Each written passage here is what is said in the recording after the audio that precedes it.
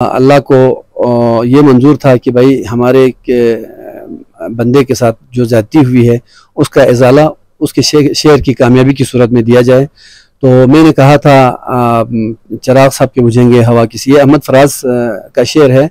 मैं आज ज़द पे अगर हूँ तो खुशगुमान न हो, चिराग सब के बुझेंगे हवा किसी की नहीं, वो मैंने कहा था। और अल्हम्दुलिल्लाह मेरे उस शेर के बाद 47 चिराग एक साथ बुझ गए। सीएम समेत तमाम कोऑर्डिनेटर्स, तमाम वज़रा, तमाम स्पेशल असिस्टेंट्स वो सारे घर चले गए और चिराग साहब के बुझ गए जी। मैंने सोचा था कि कम से कम मुझे सिर्फ 2 वोट बल्तिस्तान से अगर मिल जाते तो उन 2 वोटों के ज़रिए से मेरे जो मुखालिफ था नज़ीर अहमद साहब, उनको अगर 2 वोट और कम पड़ते तो 17 का फिगर पूरा नहीं कर सकते। तो ये तहरीक वहीं पे किल होना था 6 महीने तक। मगर हमारे बल्तिस्तान के दोस्तों ने मेरे साथ वफादारी नहीं की। वो एक शेर है ना जी, मशहूर शेर है, देखा जो तीर खा के कमी गाह की तरफ अपने ही दोस्तों से मुलाकात हो गई। अगर बल्तिस्तान वालों ने मेरा साथ दिया होता, अगर राजा आजम ने मेरा साथ दिया होता, अगर राजा नासिर ने, इन दोनों ने ही अगर साथ दिया होता तो आज मैं सिस्टम के अंदर था, मैं आज भी स्पीकर था, न इनको दरबदर होना पड़ता न मुझे दरबदर होना पड़ता। तो इन्होंने मेरे साथ वफादारी नहीं की। नाजरीन, मैं हूँ रजब कमर के टू टाइम के साथ हाजिर हूँ। आज हम मौजूद हैं साबिक speaker Gilgit Baltistan assembly, senior सूबाई वज़ीर और मुंतखब वज़ीर तामीरात आमा गिलगित बल्तिस्तान सईद अमजद ज़ैदी के रिहाइशगाह पर साबिक स्पीकर साहब ने एक शेर कहा गिलगित बल्तिस्तान असम्बली में कि चिराग सब के बुझेंगे हवा किसी की नहीं। इस शेर के बाद पूरी हुकूमत को घर भेज दिया। शाह साहब, क्या राज थी? आपकी शेर का चर्चा रहा पूरे पाकिस्तान में, दुनिया में, सियासत में। आपने शायरी के जरिए, आप एक खुद शायर भी हैं, एक अदबी घराने से आपका ताल्लुक है और आपने शायरी के जरिए हुकूमत को घर भेज दिया जी। अल्हम्दुलिल्लाह जी, अल्लाह का लाख करम है। जो शेर मैंने उस मौके पर सुनाया था, अल्लाह ने उसको सच साबित कर दिया। यही शायद वजह हो कि मैं एक दरवेश सिफत फ़कीर आदमी हूँ। अल्लाह को ये मंजूर था कि भाई हमारे बंदे के साथ जो ज़्यादती हुई है उसका इजाला उसके शेर की कामयाबी की सूरत में दिया जाए। तो मैंने कहा था चिराग साहब के बुझेंगे हवा किसी, ये अहमद फराज का शेर है। मैं आज ज़द पे अगर हूँ तो खुशगुमान न हो, चिराग सब के बुझेंगे हवा किसी की नहीं, वो मैंने कहा था। और अल्हम्दुलिल्लाह मेरे उस शेर के बाद 47 चिराग एक साथ बुझ गए। सीएम समेत तमाम कोऑर्डिनेटर्स, तमाम वज़रा, तमाम स्पेशल असिस्टेंट्स वो सारे घर चले गए और चिराग साहब के बुझ गए जी। आपको दोबारा स्पीकरशिप की पोर्टफोलियो की ऑफर हो रही है, तो कितनी सदाकत है? बात सही है जी। कुछ दोस्तों का ख्याल है कि मुझे दोबारा अपने उस मनसब पर लाना चाहिए, लेकिन मैं ख़ुद बहुत जल्द जो है इस जमहूरी प्रोसेस को डिरील करना नहीं चाहता हूँ। अच्छा शाह साहब, गिलगित बल्तिस्तान में इमरान खान की जो जमात है तहरीक इंसाफ, वो पत्तों की तरह बिखर गई। इसमें क्या वजूहात थी? खालिद खुर्शीद की नाकामी, हुकूमत को जो सामना करना पड़ा हालात का, रिजीम चेंज का, गिलगित बल्तिस्तान में मुल्क में एक रिजीम चेंज का अमल शुरू हुआ, फिर आज़ाद कश्मीर में, फिर GB में। तो आप क्या समझते हैं इस तमाम प्रोसेस में? मैं ये कहूँगा, हमारे खालिद खुर्शीद साहब बहैसियत एक इंसान के बहुत अच्छे इंसान हैं, लेकिन वो उसकी इमेच्योरिटी जो है ना उसको ले डूबी। बात यह है कि वो एक ज़्यादातर वो हटदर्मी पे उतरते थे। और पाकिस्तान की सियासत में जब तक आपको सियासी मेन स्ट्रीम में आपको जगह नहीं मिलती है, आपको बहुत ज़्यादा आगे नहीं जाना चाहिए था।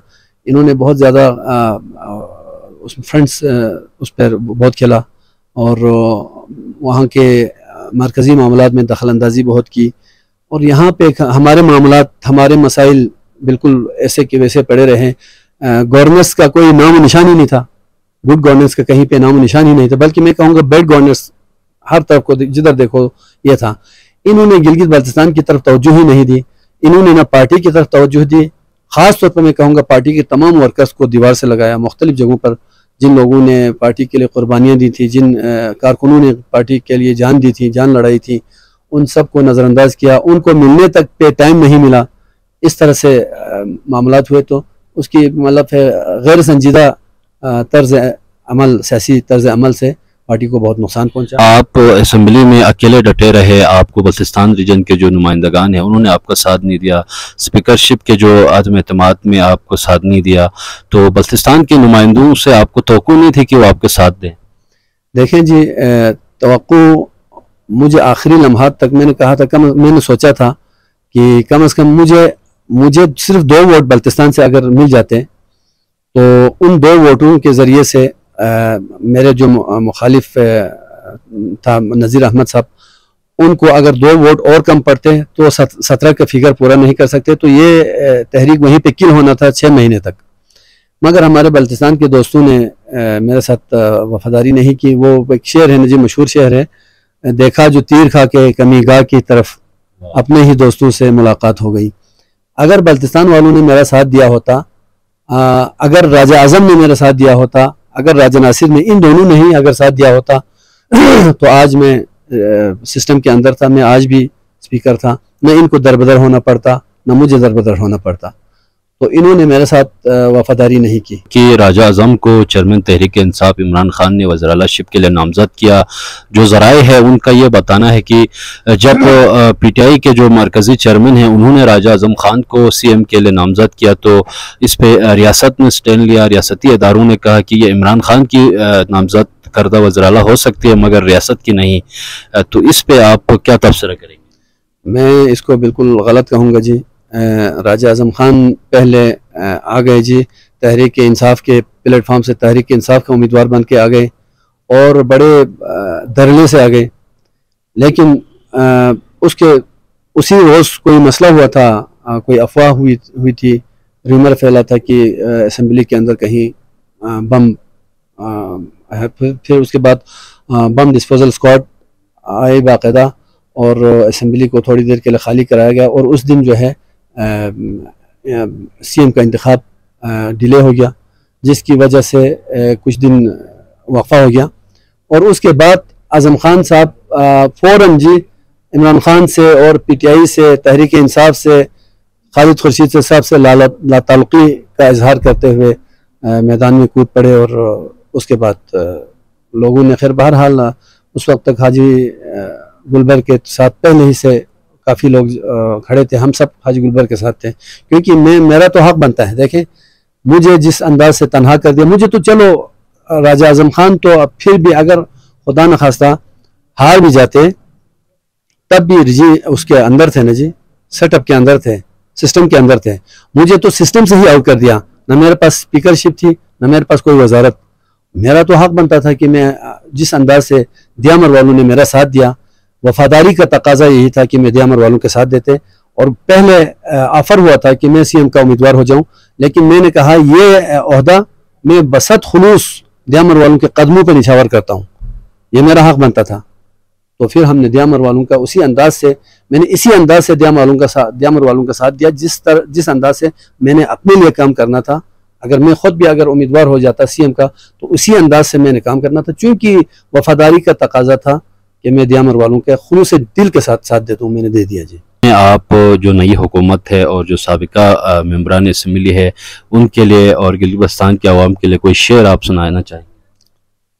मैं ये कहूँगा जी, हमेशा हकीकत पसंदी इख्तियार कर लें। सियासत में जहाँ भी आप खेलें मुनाफिकत में करें, सियासत में फ्रंट फुट पे खेलें और कमज़ोर सियासत कभी न करें, मुनाफिकाना सियासत कभी न करें। जिस किसी के साथ देना हो तो खुल के दे दें और वफादारी को अपना शिआर बना लें। देखो, आप किसी से गद्दारी करें, किसी से बेवफाई करें और दूसरे उस बंदे से आप वफा का तकाजा करें, वफा की उम्मीद रखें, ये गलत बात है। कोई शेर सुनाना चाहें? मैं शेर यही सुनाऊंगा, जिस अंदाज में मैं अकेला मैदान में खड़ा रहा, वो उस दिन आप लोगों ने देखा होगा मीडिया पर, पूरे उस हाउस में मैं अकेला था, लेकिन मैं अकेला मैंने मुकाबला किया, मैं मुकाबले से भागा नहीं। उस वक़्त मेरे नज़र में ये अशआर थे, मैं आपको पेश करता हूँ। भीगती आंखों के मंजर नहीं देखे जाते, भीगती आंखों के मंजर नहीं देखे जाते, हमसे अब इतने समंदर नहीं देखे जाते। वज़ादारी तो बुजुर्गों की अमानत है मगर, वज़ादारी तो बुजुर्गों की अमानत है मगर, अब ये बिकते हुए जेवर नहीं देखे जाते। जिंदा रहना है तो हालात से डरना कैसा, जिंदा रहना है तो हालात से डरना कैसा, जंग लाजिम हो तो लश्कर नहीं देखे जाते। तो मैं अकेला था, मैंने लश्कर नहीं देखा, मैं इमाम हुसैन अलैहिस्सलाम के नक्श कदम पर चला। इमाम हुसैन अलैहिस्सलाम के साथ लश्कर नहीं था। आपको पता है शाम कोफा के कितने बड़े लश्कर के साथ अकेला मुकाबला किया 72 नफूस के साथ। मैंने उनके नक्श कदम पर चला और मैं चला, और जंग लाजिम हो तो लश्कर नहीं देखे जाते पर मैं कायम रहा जी। बहुत शुक्रिया। ये थे साबिक स्पीकर गिलगित बल्तिस्तान असम्बली और नौमुंतखब सीनियर सूबाई वज़ीर सईद अमजद ज़ैदी K2 टाइम्स के फोरम पर गिलगित बल्तिस्तान के मौजूदा सियासी सूरत हाल पर गुफ्तगू कर रहे थे। मेज़बान रजब कमर को इजाज़त दीजिए। अल्लाह निगहबान।